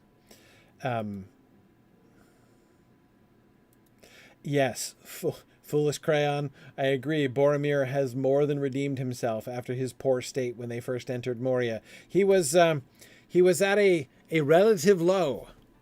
You'll remember how creeped out he was by the lake and the Watcher, though we didn't know it was the Watcher. You'll remember his uncivil comment, right, which was unfortunately overheard in the darkness. His own fear, right? But he's overcome that. He's overcome that steadily. And now, my goodness. What a very different place. And remember, where is he again? In the deadly dark. And the one who said that he would lead them through that deadly dark has just fallen. But he doesn't relapse into his fear or uncertainty or twitchiness from before.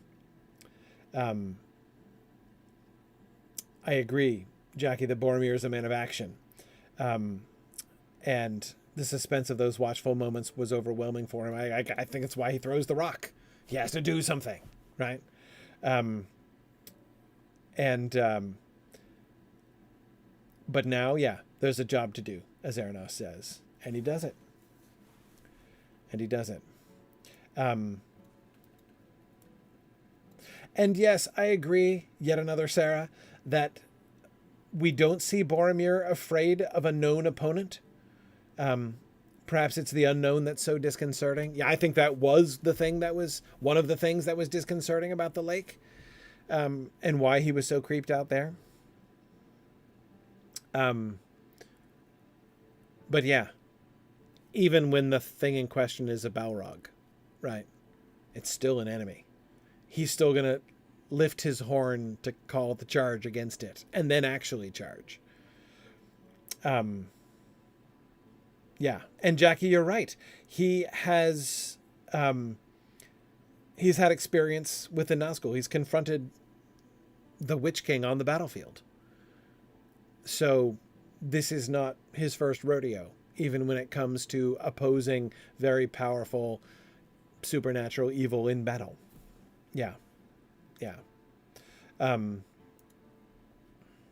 Yep.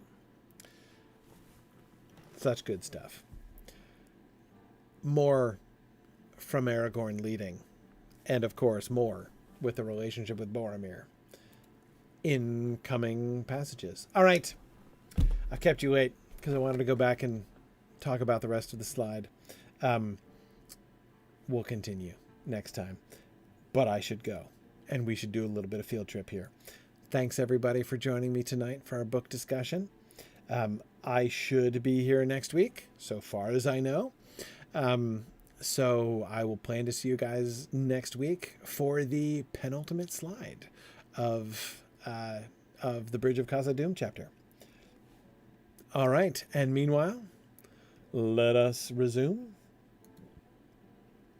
and do some field tripping. All right. Venture forth. This is a passage that was always really hard to read out loud, because it's kind of hard for me to say horror and terror. Yes. Yeah, I have some problems, speech problems. They don't tend to be that one. No, but the double rhotic R is just kind of murder. No, that can be a challenge. That can be a challenge. Yeah, for me, it's I have a problem with liquids too, but for me, it's initial L. That's where I have my problem. But all right. That's I like reading this again. Like I don't know if anyone was aware, but about a couple of years ago, I was in a car crash, and that was one of those moments where you don't know what you're doing. You can't see where you're going. Everything is just a big whirl. Your body is being flooded with cortisol and adrenaline, and it's just on fire and buzzing. And somehow your body is making those movements without you being aware of it at that point. And I just got to think that's where the hobbits are at right now. I'm reading it with fresh eyes, having been through that now. Depressing, I know, but it's just it's so amazing that and people say this is good military training. It makes it no less amazing that Boromir and Aragorn can pull themselves together and lead everybody. Yep. And yes, this is one of the rare moments where, Boromir, there's no ego, there's no second guessing, there's no gloomy thoughts. He's just doing it, and he's doing it to the best of his abilities, and he's putting everyone first. Yeah. No, it's awesome. Boromir is so good through this whole sequence. It's a really understated moment for him, I think. I know, because we're all still reeling from Gandalf at this point. Yes. Absolutely. No, he can't die, Mom. Yes. All right, back to the rotting cellar.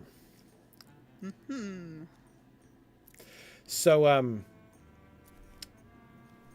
Valora, you weren't here last time, but I think I figured it out.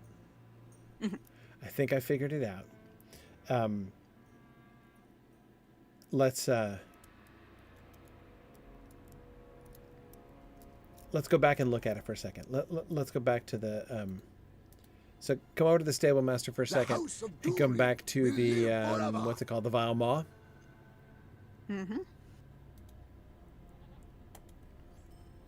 We might as well start traveling from there anyway.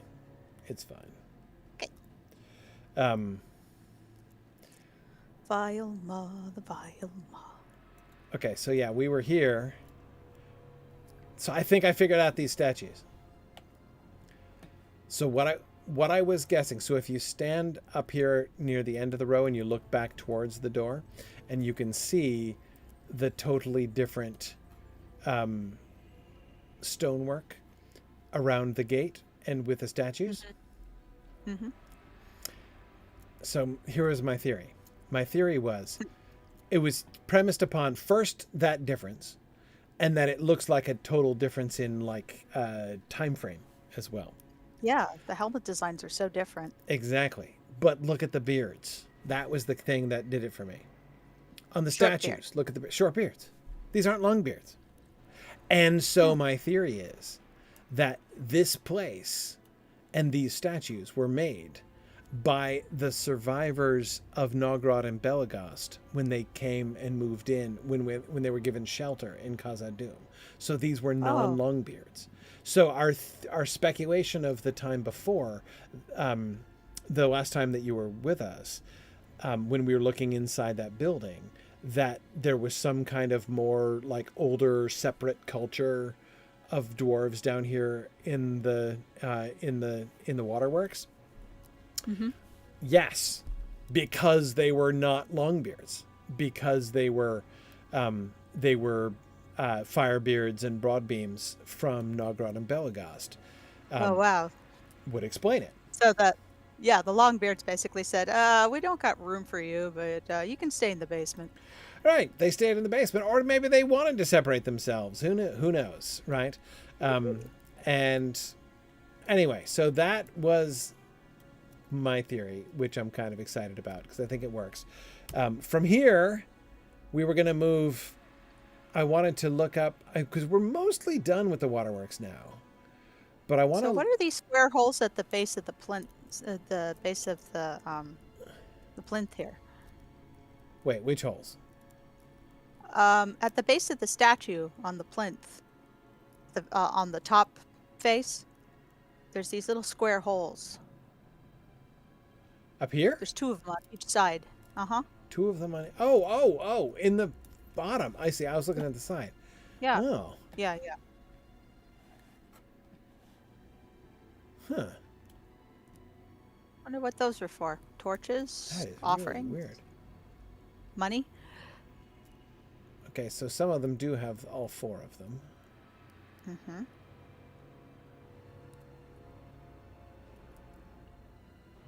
Indicate something would have been set in there.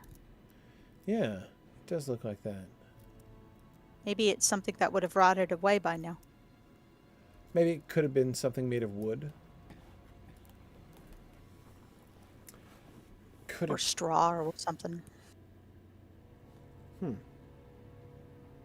Flowers. Yeah, I don't know. Oh, Nancy says maybe they supported something that hid the statues. They'd have to be pretty tall, though. I'm sorry, what was that? A canopy of some kind? Maybe. Canopy. Maybe. Though, it'd be hard to get it over the top, though. I think that hammer is in the way. For it to be something that like a pole that stands up in that socket. Mm-hmm. It could possibly, stun duck, have been light posts, something like, big torches or something that could be placed in there. Incense? Those Maybe incense? Right, incense. I like that. Maybe they had some kind of. This looks like a ceremonial procession here. Maybe they did have some kind of ceremony here, and they put incense or something in there.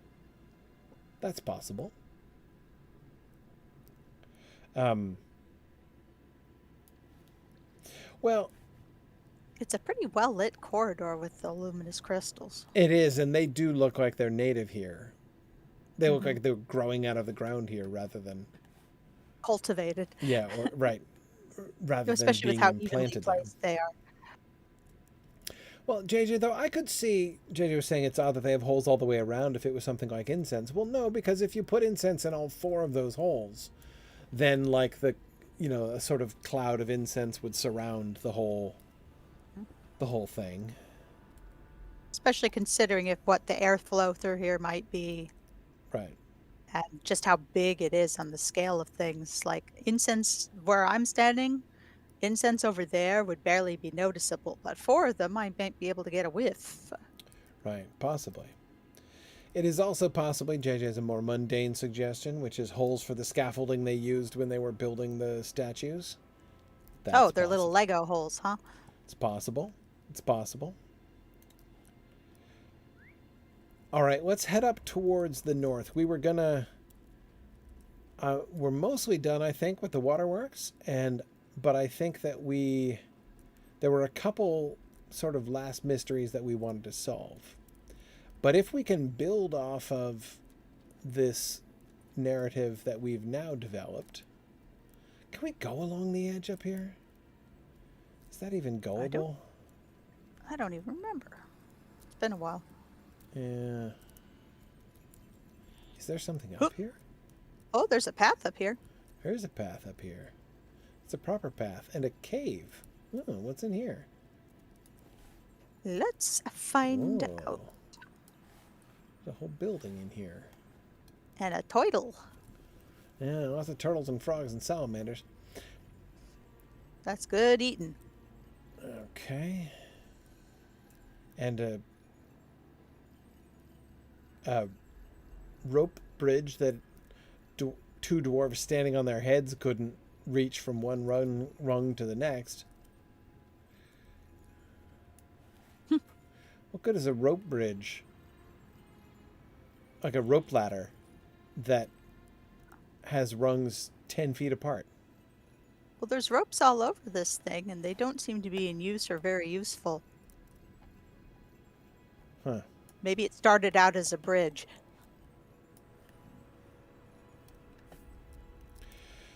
Okay, so I like JJ's idea that the dwarves of Nogrod and Belagast were less artistic and more like, at least those that survived and came down here were less artistic and more like mechanical, and that's why they've surrounded themselves with machines, and perhaps why Which they would be like useful.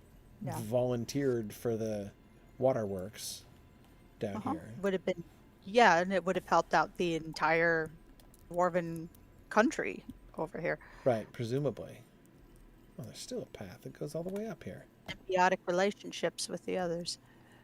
Hey, I discovered the Lost Palace. Wow.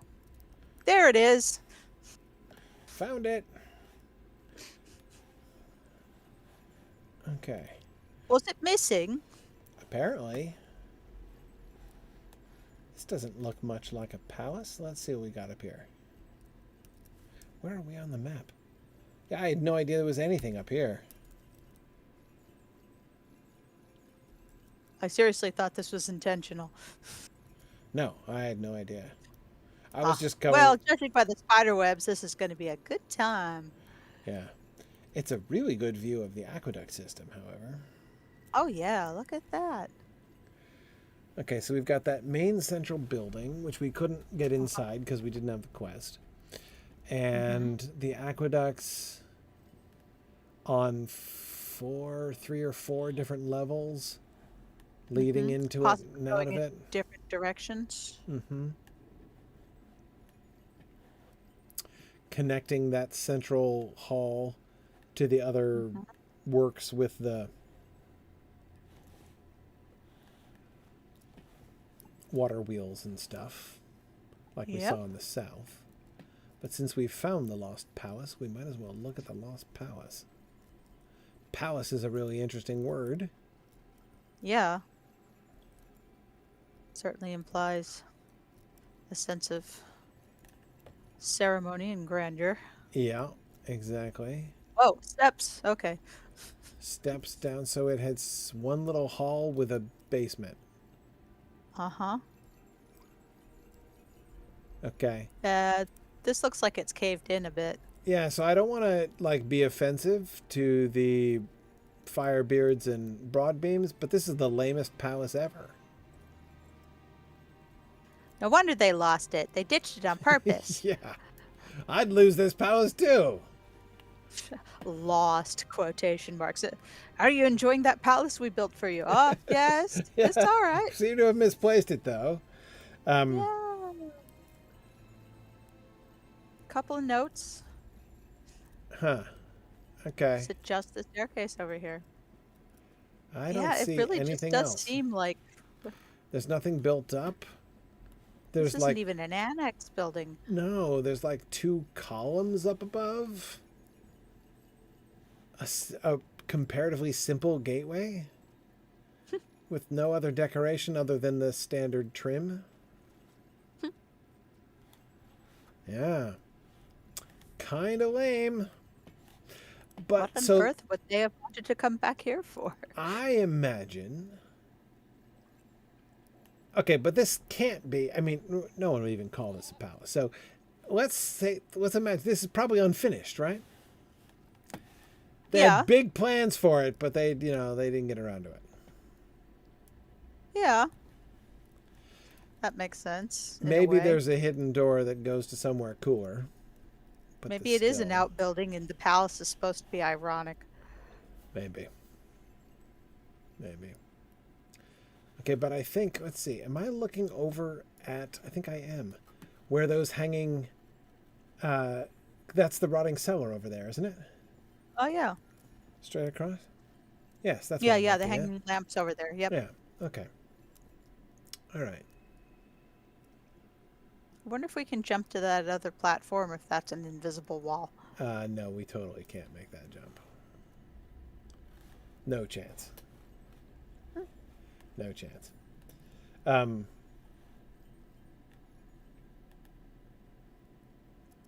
Yeah, there could be hidden dwarf doors to a grander palace.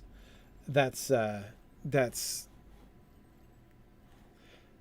only possible defense for this palace, unless it's unfinished, like I said.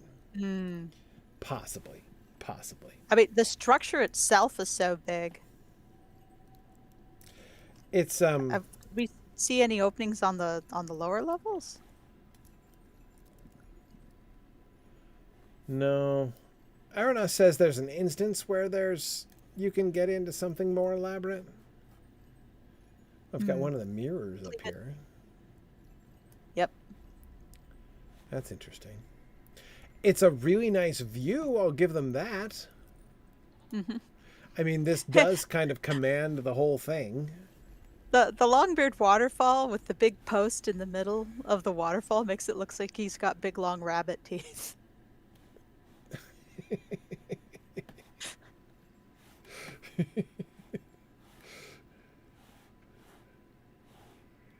Unintentional design funny. Oh, well, you know. Okay. All right. So I think from the vantage point and the fact that it's called Palace, we have to imagine that this was the actual, like, where the leaders of the Broadbeams and Firebeards ended Which is up. weird, because that central hub over there looks far more palatial. Yes, but I think it's functional too. I think that there's whatever the waterworks is doing is centered there because all the aqueducts go and come from there. So I think that building is more operational. And this is not necessarily operational. This is so understated. It is. It's humble. And as you say, many of the other structures here are not humble. But yeah. Kind of tells you where they let their emphasis lie. And I guess I don't hate that. I don't hate the princes and kings living in modest housing while the great waterworks hub is given the royal treatment. Right. Their focus being on their work and their mechanisms. Yeah. And the community. Yep. Yeah.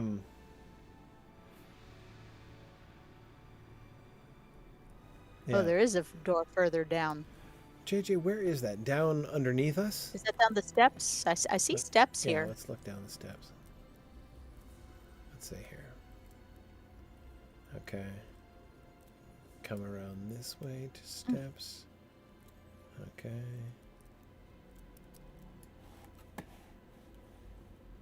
All right. I'm not seeing a door down here.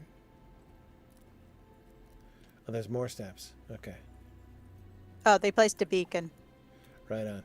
Okay, yeah, all the way down here. Now, is this still part of the... I don't know. We're down at the base of the aqueducts, and the aqueducts go right into here. I don't think this is part of the palace. Because if you look, the palace is up there. The servants' entrance. It's the servants' entrance. Maybe. I mean, it's possible. It's possible that the